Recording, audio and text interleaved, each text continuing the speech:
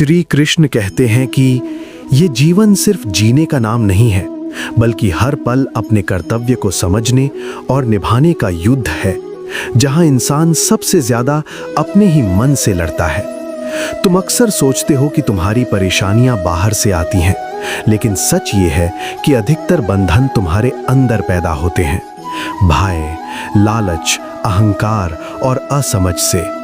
इसलिए मैं तुमसे कहता हूं, अपने कर्म पर ध्यान दो, क्योंकि कर्म ही तुम्हारा सच्चा साथी है। फल की चिंता तुम्हें कमजोर बनाती है और कमजोर मन धर्म से भटक जाता है। जब तुम बिना किसी स्वार्थ के अपना कर्तव्य करते हो, तब प्रकृति स्वयं तुम्हारे लिए रास्ते खोल देती है। याद रखो, सुख और दुख दोनों ही स्थायी नहीं होते। जो आज तुम्हें तोड़ रहा है, वही कल तुम्हें मजबूत भी बना सकता है। बस तुम्हारा दृष्टिकोण सही होना चाहिए। मैं तुम्हें यह भी बताता हूं कि अहंकार सबसे बड़ा शत्रु है, चाहे वो ज्ञान का हो, शक्ति का हो या सफलता का। क्योंकि जब इंसान खुद को सबसे बड़ा समझने लगता है, तब गिरना तय हो जाता है। जो व्यक्ति हार के बाद भी अपना विश्वास नहीं छोड़ता, वही सच्चे अर्थ में विजयी होता है।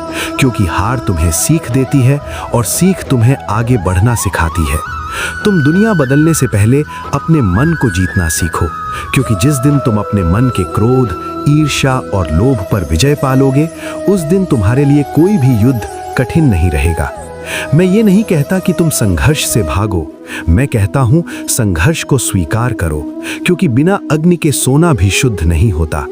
मुझे याद करते हुए अपना कर्म करते रहो, पर याद रखो, सिर्फ नाम लेना काफी नहीं, मेरे विचारों को जीवन में उतारना ही सच्ची भक्ति है।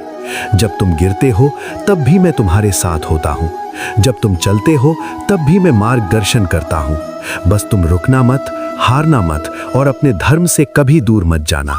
अंत में इतना याद रखना, ये जीवन तुम्हें तोड़ने नहीं, तुम्हें तराशने आया है।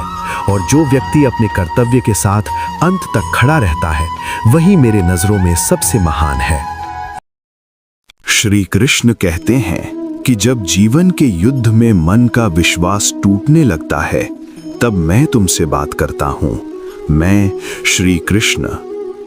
मैं कुरुक्षेत्र के मैदान में अर्जुन के सामने खड़ा हूं, पर सच ये है कि मैं हर उस इंसान के साथ हूं जो आज जिंदगी से लड़ रहा है। अर्जुन का दुख सिर्फ युद्ध का नहीं था, वो कंफ्यूजन का दुख था।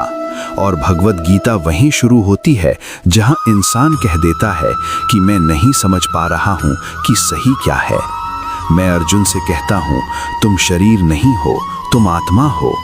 ये शरीर मिट्टी है, कल था, आज है, कल नहीं रहेगा।